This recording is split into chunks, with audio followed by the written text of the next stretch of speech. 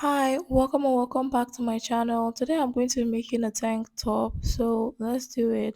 For this project, I'm making use of this red stretch crepe, and to do this, you're going to need a stretch fabric. The color is optional, so I'm making use of this red crepe stretch. So right now I'm just marking my armhole depth, and I'm just going to mark that across. After I'm done doing that, the length is also optional. It can be long, it can be short, depending on your preference. So now I'm marking my neckline 3 by 3, and I'm just going to curve that out. Then I'm also going to mark slant my shoulder, then mark my shoulder, divide by 2, which is 7, and then I'm going to draw the line to meet that point. So this shoulder line that I have left, I'm going to divide that into 2.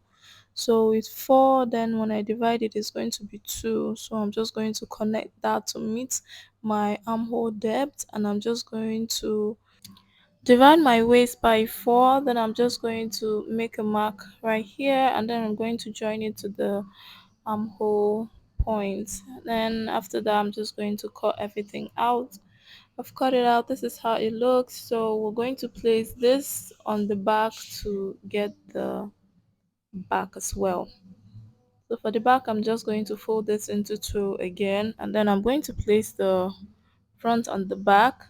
So for the back, the neckline, the neck is going to be higher than the one of the front, and then the armhole is going to be deeper than the one of the front as well. Aside that, everything else is the same, so I'm just going to trim it out. Then here I'm going to take it up a little bit and cut, and then I'm also going to add the armhole for the back. This is deeper.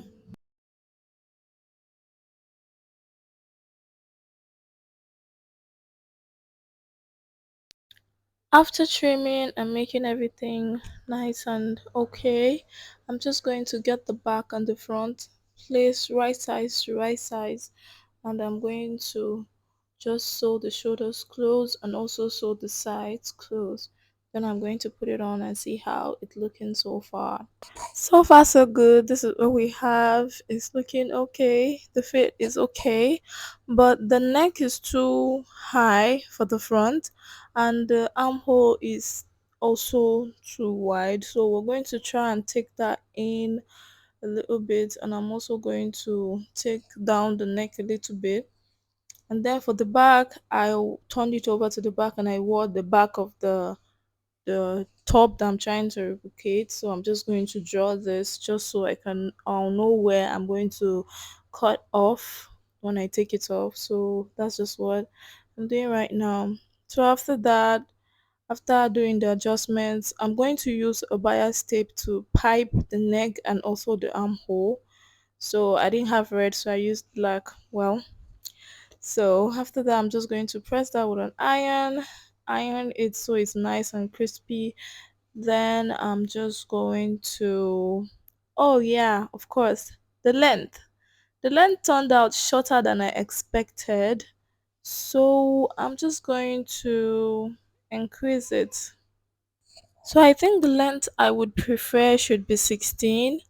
But then the length that it is right now is 13, so I'm just going to add about 3 inches more, so it's like the length that I want it to be right on my waist. So I'm just going to cut out another piece of fabric for both the front and the back that is going to be 3 inches long, and then the wideness will be the same as the way the top is right now. So that's just what I'm doing. I'm just going to cut that out, and then I will sew it to the top.